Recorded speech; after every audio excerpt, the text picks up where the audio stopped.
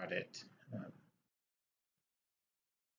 Pulmonary embolism results when the pulmonary circulation is obstructed by blood clots, leading to a failure of perfusion of the affected segment of the lung.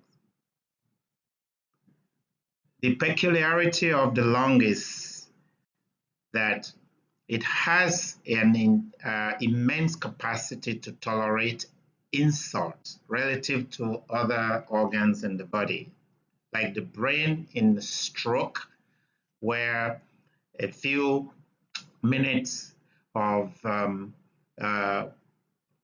cessation of blood flow would lead to a stroke, and the heart, where just a few hours would lead to irreversible damage to the heart muscle.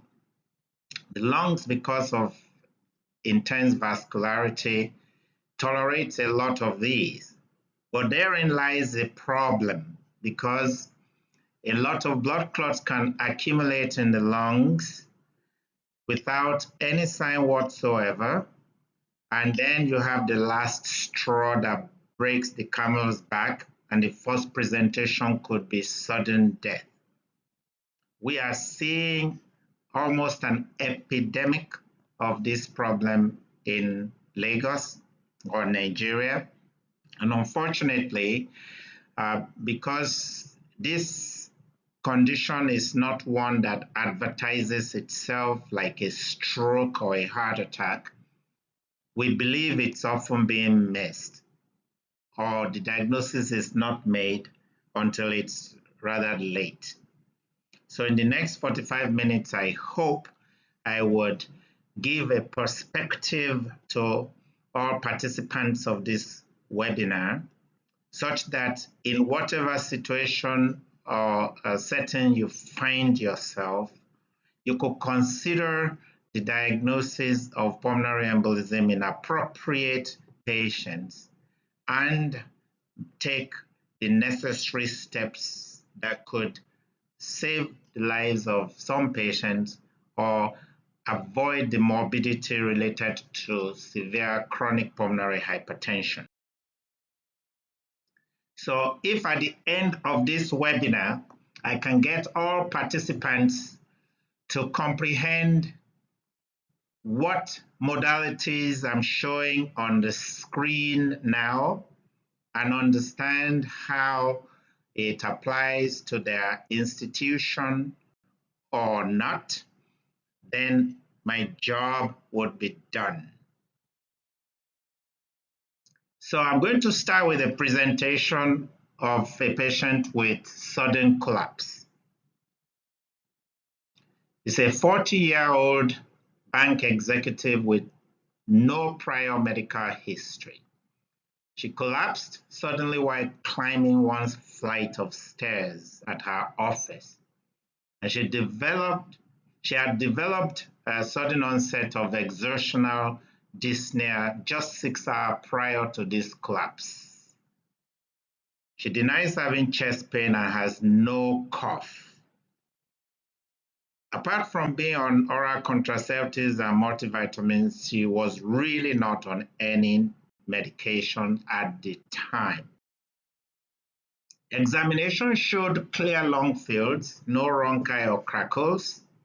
She had no pedal edema, and she was afebrile. However, she had tachypnea with a respiratory rate of 30 per minute, and her oxygen saturation on room air was only 84%, so hypoxemic. In addition, she had tachycardia, heart rate 120 per minute, and hypotension, 98 systolic.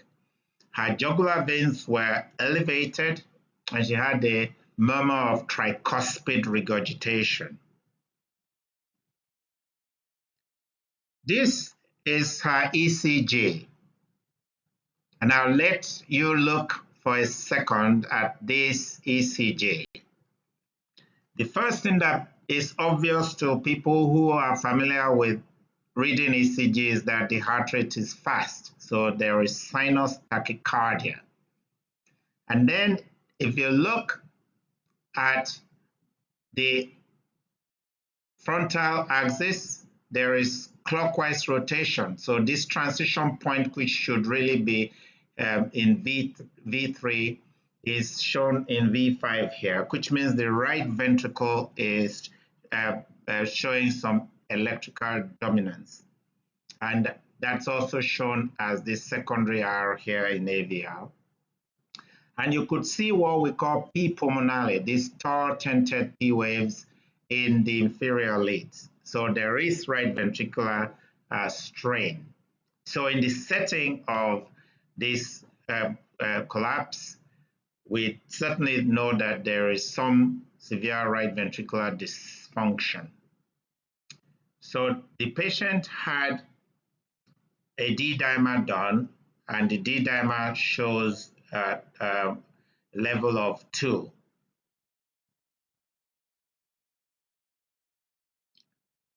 Here is our echo, and I'll just let this play, and then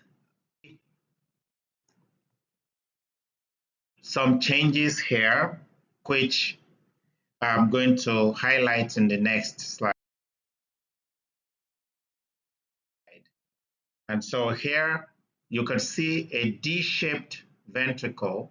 This should normally be round, both in systole and diastole. The fact that this part is flat means that there is volume or pressure overload in the right ventricle. So for those who are familiar with echo, this is right ventricle, that is left ventricle. So that is left ventricular wall. The outer part is the right ventricular wall. Shown here also is the right ventricle and the left ventricle. Ideally, the right ventricle should only be about a third of the size of the left ventricle. You can see here that this right ventricle is bigger. And so these are some of the changes that represent right ventricular volume and pressure overload. And as you can see here, this right ventricle is really not squeezing well, whereas the left ventricle has less volume and it's really squeezing vigorously. The apical portion of this right ventricle is squeezing along with the left, and this is what we call the McConnell sign. And you could see here the tricuspid regurgitation, which is how we estimate pulmonary pressures. So if you know the gradient across the tricuspid valve, we can add to it what we estimate as the pressure in the right atrium, and we get the pulmonary pressure. This person should not have a number that is higher than 25 to 30. And this is 55 plus whatever we add to it, that's around 65 millimeters of mercury, and that is pulmonary hypertension. So these are the changes. Flattened ventricular septum, the RV is dilated, and the RV apex is hyperkinetic. This is the McConnell sign that this is the CT pulmonary angiogram. And what you're going to see as this plays in cross-section area is you see these black things in the middle of the cross-section of the pulmonary artery, right there on both sides. And these are filling defects shown by arrow. And this, if you look in the sagittal plane, there are filling defects in the main pulmonary arteries. And this is what is jamming the pulmonary artery in this person, causing pulmonary hypertension.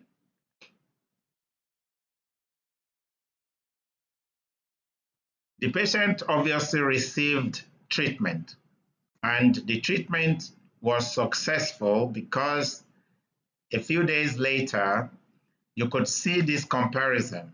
This left ventricle that was underfilled here now has more blood. The right ventricle that was very big and hardly moving here is now smaller and moving.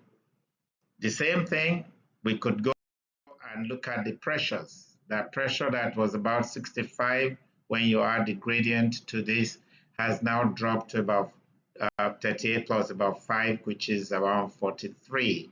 So within a few days of the treatment, which was successful, we got improvement. I'm going to illustrate another case, and this case is one of chest pain that was brought in by his secretary because during the board meeting he complained of chest pain. The chest pain was retrosternal and located on the left chest.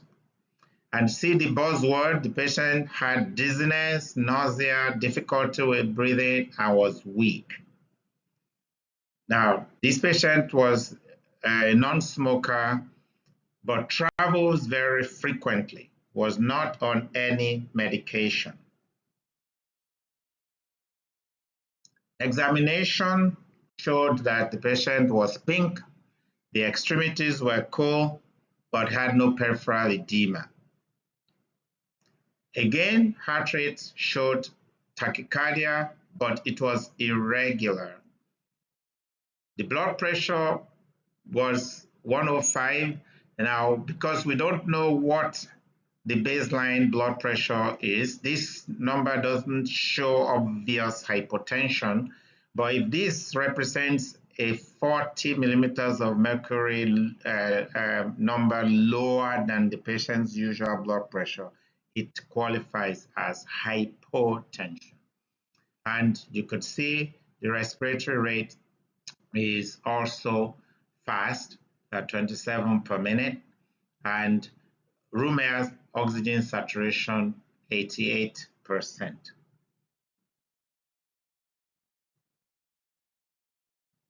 The breath sounds showed systolic murmur and an irregular rhythm, and there was RALs, but no bronchial breath sounds.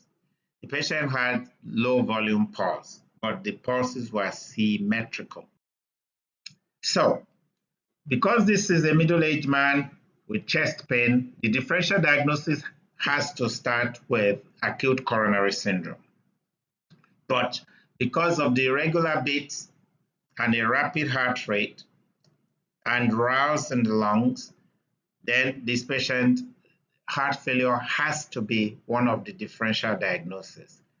So what I am suggesting to all of you in the audience is that whenever you have someone like this, you must also consider pulmonary embolism as one of the differential diagnoses, which means that if you do not have ability to perform ECG, troponin, D-dimer, some blood tests, ERU creatinine and glucose, and chest x-ray, you really should be referring this patient immediately, because nothing good can come out of trying to keep a patient like this under observation without being able to rapidly identify which of these three differential diagnoses is the matter with the patient.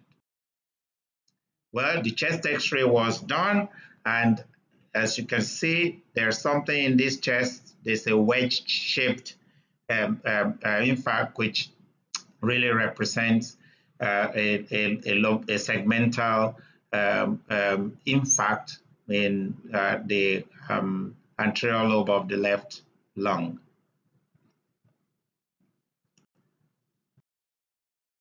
So when should you think of pulmonary embolism? Well, according to the PIOPED study,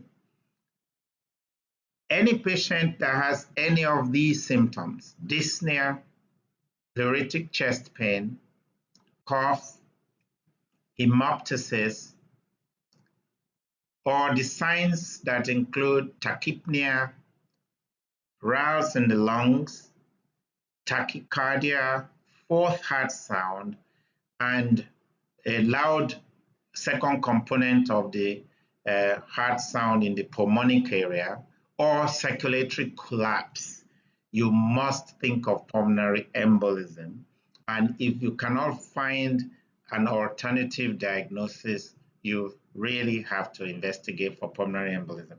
And in this PAPES study, the frequency of these symptoms were determined. And as you could see, the commonest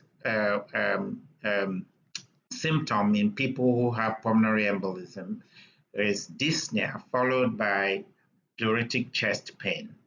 Hemoptysis is not very common, but obviously in that setting, it represents lung infarct. Circulatory collapse is also not very common, but if you see it, it's very dramatic. The commonest sign is tachypnea. I'm going to present yet another case that illustrates the different flavors of this condition. And the whole point here is to allow people in the audience to understand that you probably see these patients all the time. And if you are not paying attention to these possibilities, this is just a way to. Okay. 68-year-old, the dyspnea has been on for 1 week. And the patient has history of hypertension and has traveled on the road recently in the past 7 days. On examination, you could see that this patient is severely hypoxemic on room air and also is tachypnic. And even with 10 liters, it took 10 liters of oxygen via face masks to try and get a normal oxygen saturation. The patient has history of hypertension, but the initial blood pressure was 110. So again, if this patient's systolic blood pressure used to be 40 points above this, then this actually represents hypotension for the patient. And the patient, like the previous ones, had tachycardia. Initial D-dimer in this person was abnormal. The upper limit of normal is 0.5 microgram per mil. But 2 days later, it had risen astronomically. So while this patient was being evaluated, the clots were still going on. Now, in addition, this patient has troponin that is abnormal. Normal troponin should really be less than 10 if there is absolutely nothing. We make the diagnosis of myocardial injury with high sensitivity troponin if it is higher than 50 nanogram per liter. And this definitely means that there is some myocardial injury. As you know, the problems that affect the right ventricle could cause myocardial necrosis and cause myocardial injury as well. And that just worsens the overall prognosis for the patient. I'll get on to that a little later. Here is the ECG in this patient. And again, if you take a very quick look, you would see that there's also sinus tachycardia. Now look at the extreme northward axis that this patient has, as well as the clockwise rotation. So this evidence of right ventricular strain. Then you could see, as opposed to the previous ones I showed you, this person now has ST segment elevation in the inferior and anterior leads. These are the changes you would see in somebody who is having an acute myocardial infarction. So not only can myocardial infarction be associated with pulmonary embolism can mimic myocardial infarction on ECG. Occlusion, let me play this one. And again, you could see them here, all these massive filling defects. So this is a very large burden of clots. And that's why this caused myocardial injury in this patient.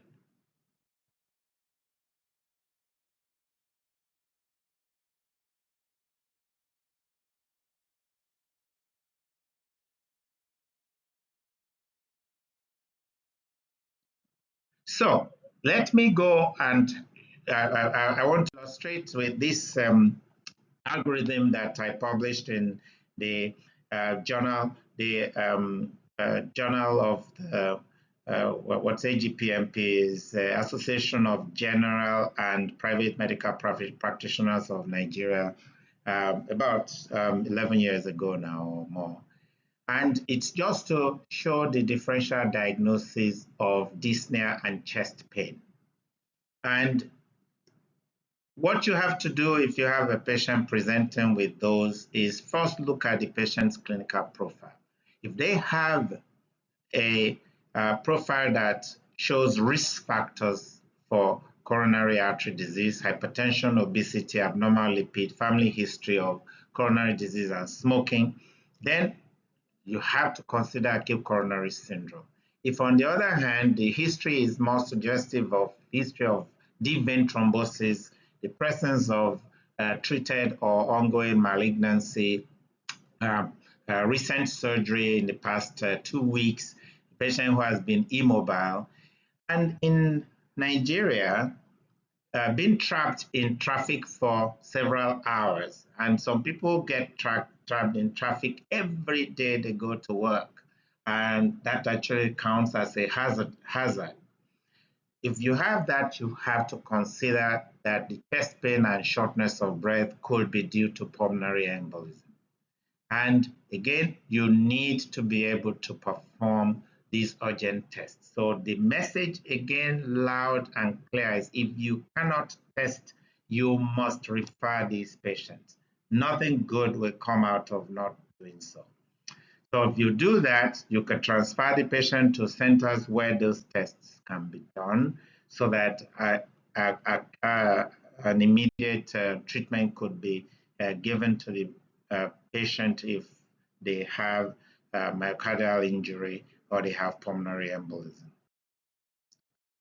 So what do you do if you are in a community hospital where you have absolutely no laboratory on site? Well, you have your clinical evaluation skills. So examine the patient. And every practitioner should be able to determine if the neck veins are distended, if the patient is short of breath with fast respiratory rate, if the heart rate is very fast, or the blood pressure is low. If you see these ones, any of these, then clearly the patient is sick. You don't need any test. Refer that patient immediately because you cannot handle it. If, on the other hand, patient appears to be relatively stable, they feel a little short of breath, but you suspect that something might be going on because you cannot explain why their heart rate is a little faster than usual, but they don't look unstable. Well, there are clinical tools, and these tools are called the Wells score or Geneva score. And I really encourage you to write these down and Google them so that you could see this score charts that look like this. So this is the Geneva clinical prediction rule for pulmonary embolism. And as I will show you with many of these tools, the originally validated tools have scores that are weighted according to the data set they had at the time, but there are simplified versions of these. So you could see here, if somebody has previous PE or DVT, in the traditional Geneva prediction rule, you assign a score of 3. A faster heart rate is associated with a score of 5. Pain, unilateral limb pain is 3, or pain with evidence that clearly suggests a deep vein thrombosis gives you a score of 4. So if you tally all of these things that you have in the patient, you have a score that is equal to or greater than 11. There is a high clinical probability that there is pulmonary embolism. A score of 3 or less shows a low probability. You could even simplify this by just having a two-stage score, where anybody who has 5 or lower point means that B is unlikely, whereas if it is 6 or more, it is highly likely. This is the worst criteria. Now, if the person has previous deep vein thrombosis, that gives you a score of 3. Now, if all the other possibilities are unlikely, so it is not likely that this person has chest pain or breathlessness because of coronary injury, and you can't really find any other thing, then that makes PE the clinical probability um, uh, in or intermediate or moderate probability. If you see intermediate or moderate probability, then send the patient to a center that can further evaluate. But if you have low probability, that doesn't mean they couldn't have PE. What you then need to do is go one step further to know which of the criteria the patient had that put them in low probability. So you need to check all 8 of the following. So if the patient is young, under 50, the heart rate is less than 100, room air oxygen saturation is equal or greater than 95%, and the patient must not have hemoptysis, patient must not be on oral contraceptives, must not have unilateral leg swelling, must not have had surgery, trauma, or immobility in the last 4 weeks, and has no prior DVT or PE. If all these 8 are present in somebody where you have scored as low probability, well, you could really consider other alternative diagnoses, and these are not the ones you need to refer. So even if you are in a place where you cannot do labs, you can prioritize patient safety by going through these steps. Now, what if you are in a center where you can do labs, but you don't have a CT scanner, you don't have echo, and you do not have an intensive care unit? Well, there's still a role for you too. So you could still use this probability scoring system. And what you then need to do is to determine first if the patient is critically ill. And a patient who is critically ill is the one that is hemodynamically unstable. I'm going to show you what that definition is shortly. A patient who presents with syncope, or a patient who is hypoxemic on room air. If you don't have an ICU, or you don't have ability to be able to give these people oxygen and deal with the consequences, absolutely no reason to be keeping this patient at your center. Please refer to a center that is able to take care of this type of sick patient. They don't get better by observation. Now, you can do labs, so you can check the D dimer, and if the D dimer is high, well, you make your diagnosis that you probably have pulmonary embolism if there is no other reason to explain the abnormal D dimer. It's very helpful to be able to perform arterial blood gases, and I want to introduce you to this concept where using the numbers from arterial blood gases, you can calculate the AA gradient. The AA gradient is a measure of the ability, the ventilation perfusion mismatch that may be going on in the lungs. And one of the commonest causes of ventilation perfusion mismatch is pulmonary embolism. The calculator for AA gradient also you can find online, and here are the components of it. So from obviously room air arterial blood gas, that will be 21%. You need to determine what the atmospheric pressure of your location is. And at sea level, it's 760 millimeters of mercury. So again, if you use your chat GPT and you type in your location, you will see what your elevation above sea level is. So in Lagos, for example, atmospheric pressure we use is going to be about 750 millimeters of mercury. But if you were in Abuja, which is a higher elevation, the atmospheric pressure is 719. That's what you plug into this formula here. And the PaCO2, partial pressure of carbon dioxide, is shown in your blood gas, and the PaO2 is also shown in the blood gas. There's water pressure, which is estimated to be 47. This is at room temperature. Now, the normal AA gradient, that's arterial alveolar oxygen gradient. You can determine what the normal number is if you divide the person's age by 4 and you add 4. So a 60-year-old would have 60 divided by 4, 15 plus 4 would be 19, would be the normal AA gradient for a 60-year-old. So a high AA gradient shows that the patient has a high ventilation perfusion mismatch. This is what it looks like. So you could see these round-looking things are the alveoli. These are the capillaries. So if there is normal blood flow, but you have something like pneumonia or bronchial asthma or things like that that obstruct the airflow, then flow would be low, but perfusion would be normal. So you will have a low ventilation perfusion defect.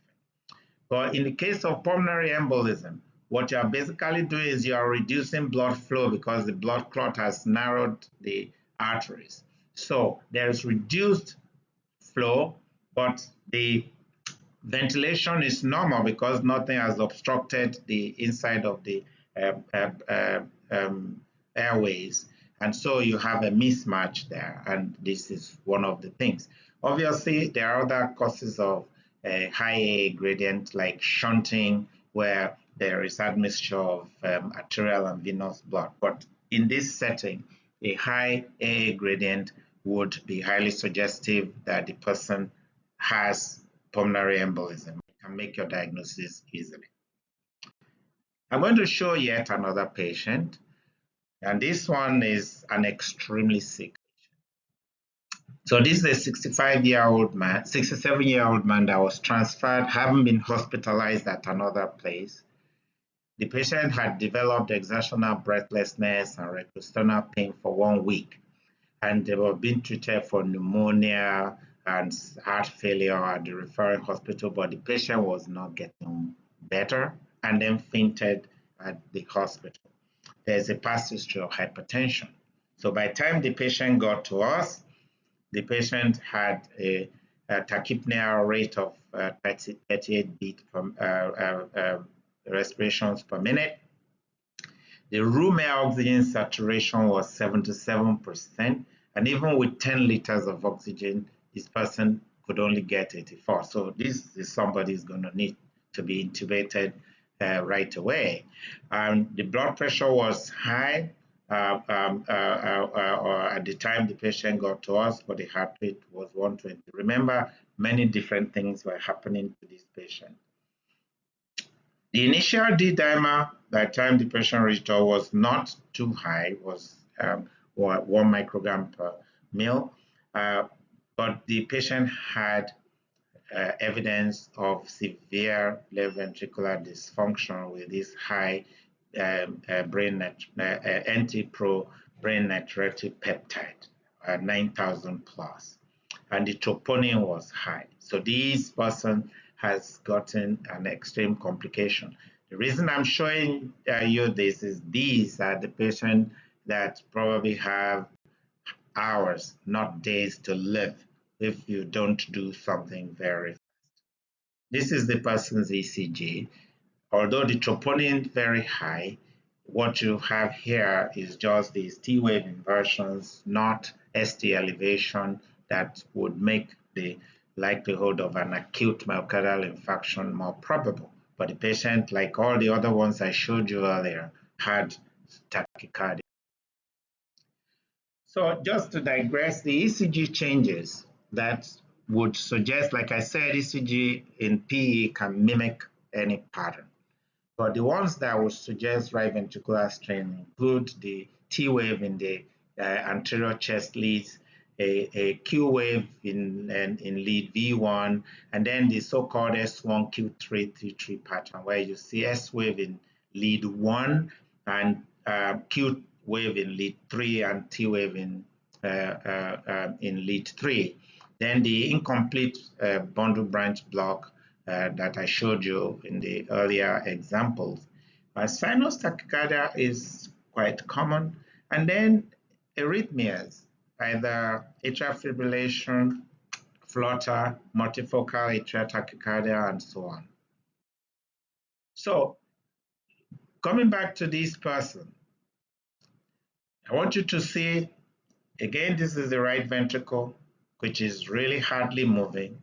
Left ventricle that is smaller than the right, which is the reverse of what should happen, and the septum that is flat both in systole and diastole, indicating that there is pressure and volume overload of the right ventricle, making it difficult for the left ventricular interventricular septum to move into the space of the right ventricle during diastole.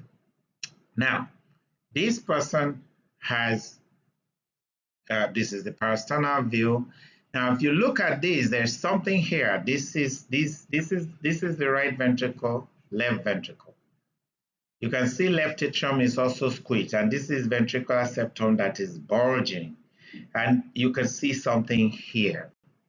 That's a faint look. And this actually an example of a patient who actually has a clot that is trying to go through the atrial septum. I have a better example here. So you look at this person, which we cut in real time. You can see the septum bulging here, right ventricle that is very dilated, the apex moving, left ventricle that is very small. And if you look here, I hope you can see there's something flipping outside this atrial septum on the right atrium. And you can see a continuation of it, and it is going through the mitral valve into the left ventricle. And you can see it here in a different view. This is the atrial septum, this is the aorta, this is the atrial septum, this is right atrium. You can see the clot. So we cut a thrombus in transit. This complicates the treatment of these patients because the usual treatment, which would be to give thrombolytics, would be contraindicated here because you give thrombolytic, it would dissolve this clot. But this one has nowhere else to go but the brain or any of the major organs, and it will jam those places up, and you would really have multiple complications. So these ones have to be treated using special methods. The European Society of Cardiology has a graphic like this. You can see the reference of the different things that you could see that shows evidence of right ventricular volume and pressure overload in pulmonary embolism, and the thrombus that you could see sometimes measures of right ventricular dysfunction and so on and so forth. So, if we identify the patients that have these problems, how do we know who really is in need of critical care and ICU? Again, there are scores that allow you to assess severity. And this is really where, when you are in a center that has everything, we have different tools that we could use to treat these patients. And each treatment modality has pros and cons. So thrombolytics, for example, they are associated with complications like catastrophic bleeds and all. And when is it worth taking that risk? You need to assess severity. So I told you that I was going to show you the definition of hemodynamic instability. Obviously, someone who has had a cardiac arrest or who has fainted is got hemodynamic instability. But you can have a patient who has hypotension, who then has evidence of end organ dysfunction, confusion, which is hypoperfusion of the brain, clammy skin, oliguria or inuria, which is hypoperfusion of the kidneys, or presence of metabolic acidosis or increased serum lactate. Those are the people with obstructive shock. Or if somebody has persistent hypotension, even after you have given fluid challenge, they are not able to raise their blood pressure, or the drop in the blood pressure is greater than or equal to 40 millimeters of mercury, in the absence of other things like bleeding or sepsis or cardiac arrhythmia. Those are the people we consider have hemodynamic instability. So there is this score called the PERSIS score. Again, please write this down. Look it up on the internet. Now, ChatGPT has made things easy in some ways, and you could really look up these scores as you know when to use them.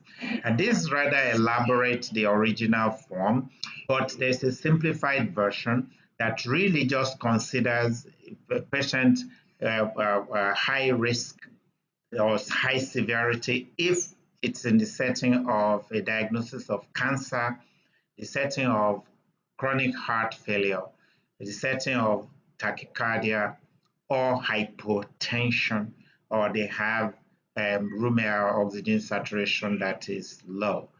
Then obviously people also in extreme age greater than 80. This one has a very simplified score that anybody who has one or more points is considered high risk here. And if a patient has a high severity, then you really have to consider treatment that will work fast. The traditional treatment for these patients is anticoagulation, but the people with high score need to have a way to remove the clot, either by thrombolysis, which I'll talk about shortly, or other physical methods. Now, for this sake, we actually do have a consideration where somebody could have an intermediate risk score, and they seem to not have they don't have hemodynamic instability, but you could still consider them to be high risk for death in the next 30 days if their PERSIS score is high. Or you have somebody whose PERSIS score just gives you intermediate level. You can sub-stratify them if you have evidence that there's blood clot on CT, PA, or transthoracic or transesophageal echo, or you have evidence of right ventricular dysfunction. You could see this is where the troponin levels, somebody who might have intermediate mortality risk but have abnormal troponin level, you have to elevate those people as high risk because their prognosis is similar to those that meet the criteria for high risk. So because this is a talk on diagnosis, I'm not going to dwell on management a lot because this is a diagnosis talk. Sort of works fast, allows you to have the option to escalate without the risk of bleeding, because you could start somebody that you thought was low or intermediate risk, and then they turn out to be high risk and you have to use thrombolytics. It is easier to reverse the heparin or to at least suspend it to decrease the bleeding associated with thrombolytic therapy if you escalate. But the fact that somebody is on low molecular weight heparin as the treatment does not mean you couldn't use thrombolytics if you have to. It would increase the risk of bleeding a bit, but if these patients really are sick, then the risk of bleeding is not as high as the risk of death if you do nothing. And of course, when the patients are more stable, we convert them either to warfarin, and nowadays we don't use warfarin, we use all these new novel oral anticoagulant therapy like apixaban, rivaroxaban, or dabigatran, which I've shown examples here. Now, what about the people who are really sick and the people who are hemodynamically unstable? You are counting hours, not days, not weeks. So those people, you live to see tomorrow, you have to do something to remove the clots. Our teplase or TPA and tenecteplase is what people use. You could use streptokinase if you like. Obviously, the difference in all of these is in the duration of the infusion. But note that there are absolute contraindications. So if this pulmonary embolism happened just shortly after a major surgery, then this thrombolytic therapy will dissolve the clot in all of your sutures, and there will be really catastrophic bleeding. So you have to consider alternative ways if that is the case. So, and if the person has had a prior brain bleed, then they could certainly bleed again, and that's not going to be good. If the patient has a head injury, you don't want to use thrombolytics. And patients with metastatic cancers are obviously not good candidates for thrombolytic therapy. There are some relative contraindications, but I need to highlight here a young woman who has a menstrual period and has severe pulmonary embolism should get thrombolytic therapy, because the bleeding from menses are in areas that there are remedies that you can use to compress that, and should not be considered an absolute contraindication if the patient's life depends on removing the clot from the lungs. So I come to this. So there, for the people where you really have all of these other contraindications to thrombolytics directly, you could do a pulmonary angio. So I showed this image at the beginning. This is a catheter coming from the femoral artery going into the pulmonary artery. And this is what it should look like in a lung that is normal, but this is what it looks like when you have a filling defect that is obstructing it. As you can see how this has jammed this, and all of the branches on this side are no longer visible. So we could give a low dose of the thrombolytic through this catheter and dissolve this clot that is right here.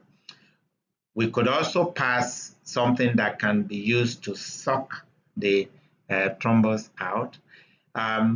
In other places, there are catheters that have ultrasound that's connected to high frequency ultrasound that can actually use ultrasound vibration, using ultrasound vibration to break these down. Or we could inject a what you call ultrasound contrast agent, such as Definity and some other things that we ordinarily use to make echo images look better. And then we will put an echo probe on this chest and use special high frequency ultrasound, and it's called sonothrombolysis, and you can break these down and then suck out the particles or give the thrombolytics after you have broken these down. And this allows you to use a lower dose of thrombolytic therapy in managing these patients where a more systemic use of thrombolytic would cause harm.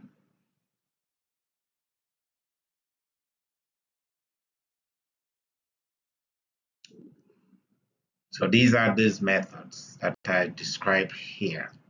So in